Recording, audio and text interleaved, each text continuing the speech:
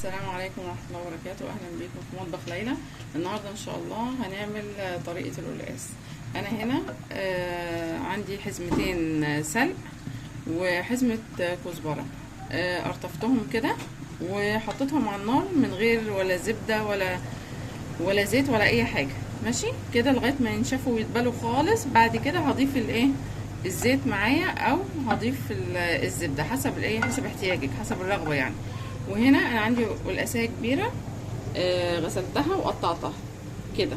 وهنا برضو الشوربه بتاعتي، المرقه بتاعتي انا جهزتها، مرقه فراخ او لحمه جهزتها. هعصر عليها الليمون، هعصر عليها الليمون عشان كده بسم الله، عشان القلقاس ما ينزلش يبقى عارفين، يخلي كده زي ريم كده معايا او كده بس كده. وهسقط القلقاس فيه، مش هيدي اي حاجه، خلاص كده يبقى جميل جدا. مش هيدي اللي هي المطه بتاعت القلقاس دي ولا اي حاجه كده. خلاص الليمونه معايا بتدي طعم جميل جدا وما بتخليش القلقاس مزحلقه، بمعنى اصح يعني المزحلقه اللي فيها دي خلاص ما بتبقاش موجوده. فخليكم معايا خطوه بخطوه في مطبخ ليلى. ودلوقتي خلاص الشوربه غليت وانا حاطه عليها الليمون. هضيف القلقاس، بسم الله الرحمن الرحيم. ضفت كميه القلقاس كلها كده. هسيبها بقى تغلي، هسيبها تغلي كويس وهسيبها تستوي لغايه ما تستوي، ماشي كده. مش هتنزل اي حاجه ولا ريم ابيض ولا اي حاجه. عامله ازاي؟ هتفضل الميه شفافه كده وخفيفه لغايه ما يخلص خالص، يعني هيبقى كده حاجه جميله. وعندي هنا الخضار، وعندي الخضار اهو، شايفين لسه الميه بتاعته بتنشف. قل ازاي؟ كل ما بيقل كده خلاص بيدبل وينشف الميه بتاعته معايا. في الاخر خالص هضيف الزبده بتاعتي وهضيف الثوم، يعني معايا بقى خطوه بخطوه كمان. هنشوف هنعمل في الاخر وهنضيفه على القلقاس ان شاء الله. والوقت خلاص نشفت خالص من الميه، الخضره نشفت خالص كده. هبتدي بقى اضيف الزبده بتاعتي او الزيت اللي انا عايزاه اهو كده. بضيف كميه الزبده بتاعتي اهو كده بس، واسيبها بقى لغايه ما احمرها. يعني انتوا معايا كده لغايه ما تحمر خالص ان شاء الله. احمرها وانشفها وانا مقطعه الثوم كده مجهزاه، يعني مقطعه الثوم برده مجهزاه كده. هسيبها بقى تاخد وقتها خالص براحتها. هو القلقاس كله يعني الشغل بتاعه في السلق ده، في السلق هو الشغل بتاعه. لكن خلاص انا سقطت القلقاس في الشوربه وبيغلي وقرب يستوي خلاص. هي اللي عندي الشغل كله هنا السلق مع الكزبره بس، هي ده اساس القلقاس. اقعد اقلب فيها كده عشان بتلزق، يعني بتلزق. لو سبتها شويه بتلزق مني. اقعد اقلب فيها كده عشان ما تلزقش.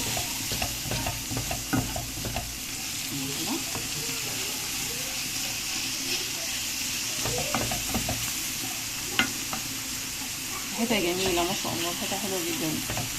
الكزبره مديه للسلق ريحه جميله جدا. وكل ما تكتري الخضره كل ما القلقاس بيطلع احسن، يعني بيطلع طعمه احلى. لما بنقص الخضره القلقاس بيبقى فاتح مبقاش حلو. هو حلاوه القلقاس في الخضره بتاعته اهو كده. خلاص هي خلاص اتحمرت معانا صح. هضيف بقى الثوم بتاعي، هحمر في الثوم شويه وبعد كده ههرس المكونات كلها مع بعض. اهو شايفين نشفت ازاي؟ نشفت ازاي معايا؟ يبقى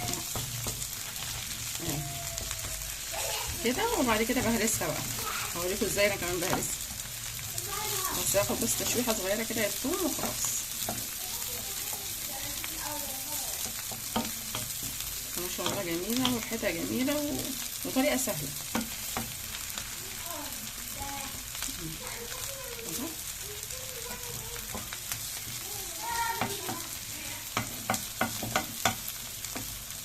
الصراحه القلقاس ليه كذا طريقه، بس الطريقه دي طريقه ممتازه ومعروفه بين العائلات، يعني اغلبيه الناس بتعملها كده.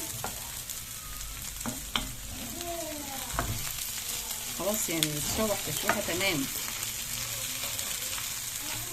اللي بيطلعه بقى يعني فاتح شويه لا مبقاش حلو الصراحه، يعني جربت ان انا اطلعه فاتح شويه لا مش حلو، يعني اللون ده بيبقى حلو جدا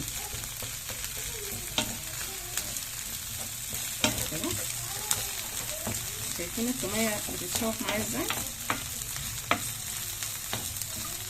كده. ادوس عليها كده بتتهرس معايا، ريحه جميله مديه ريحه حلوه جدا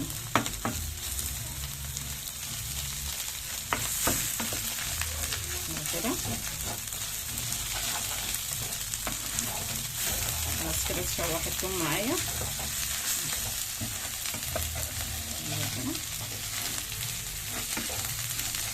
بس كده تمام التمام، حلو جدا. خلاص انا مش عايزه اكتر من كده.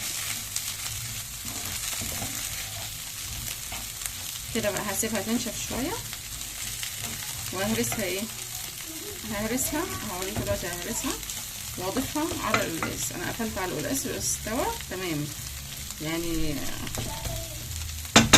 اهو كده، قفلت عليها اهو كده. بقى هبتدي ايه اهرسها اهو، بهرسها كده.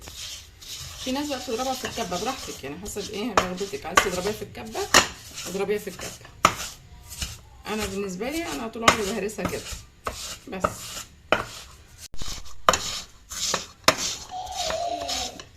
كده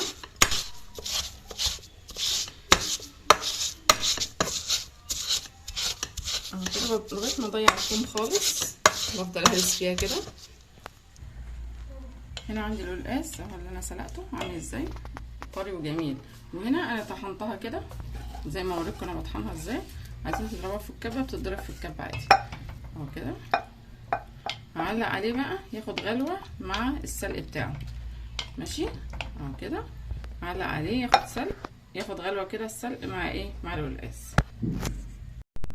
اهو كده. القلقاس بتاعي بعد ما خد غلوه مع السلق بتاعه شايفين عامل ازاي، شكله عامل ازاي ما شاء الله، عامل ازاي اهو ما شاء الله، حاجه جميله وريحه تحفه.